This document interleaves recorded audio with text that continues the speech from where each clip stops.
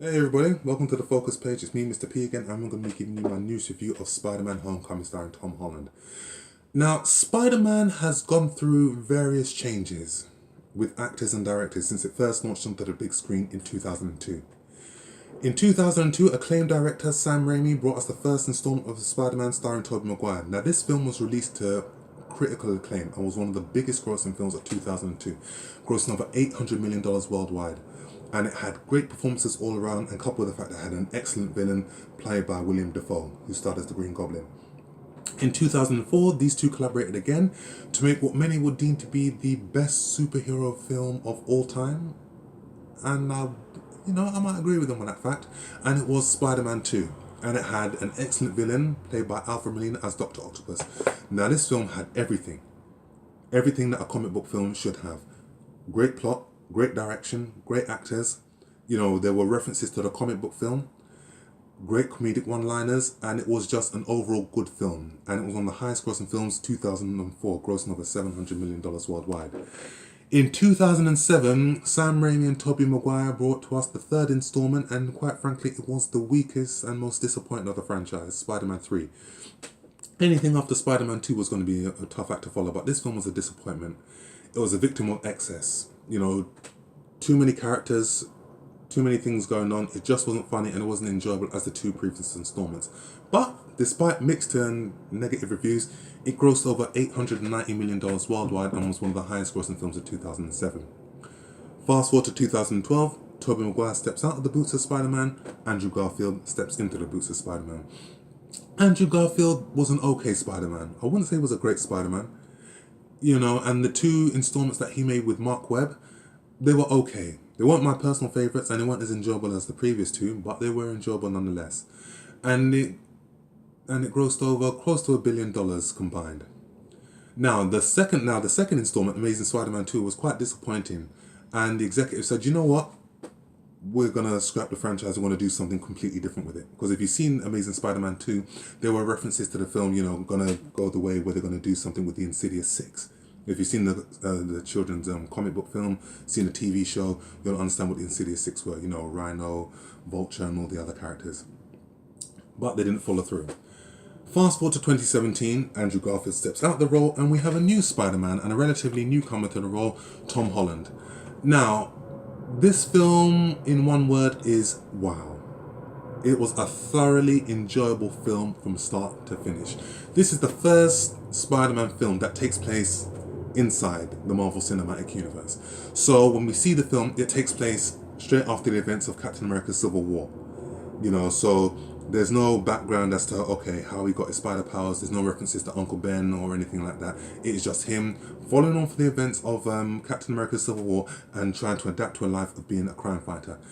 Now, what I like about this interpretation of Spider-Man, it's told from a very different viewpoint.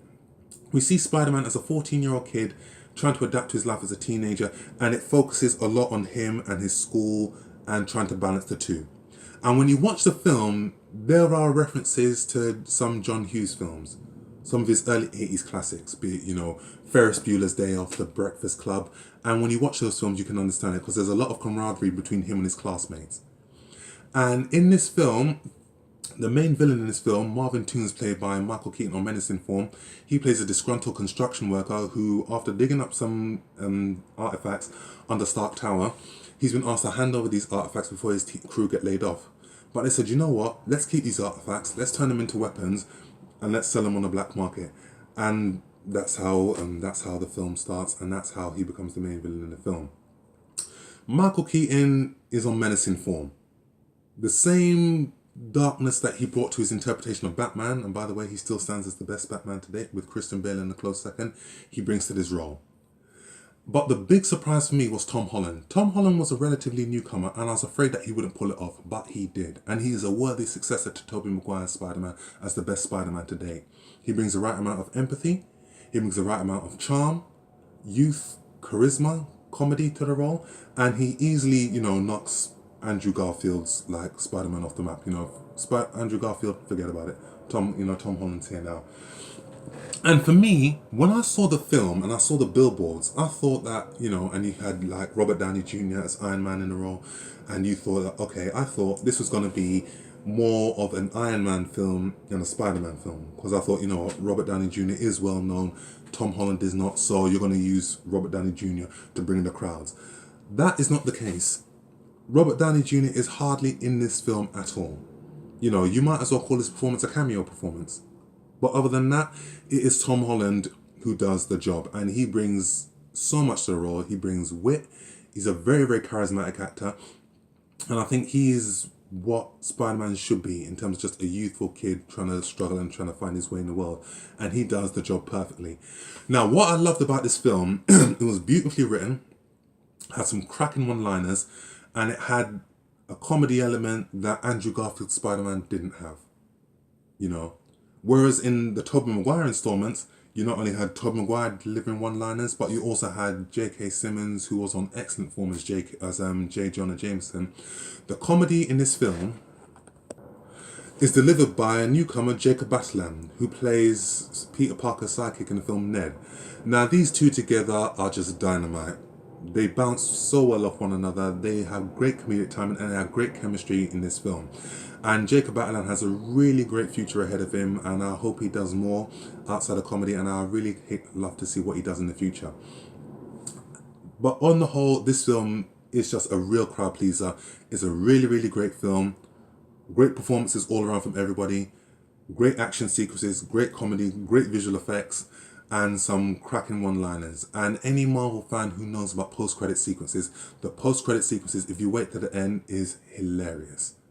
I'm not going to spoil it for you, but it is hilarious. It got everybody in the cinema, and I was just cracking up, and I thought, you know what? Marvel have done it again, guys. They have done it again.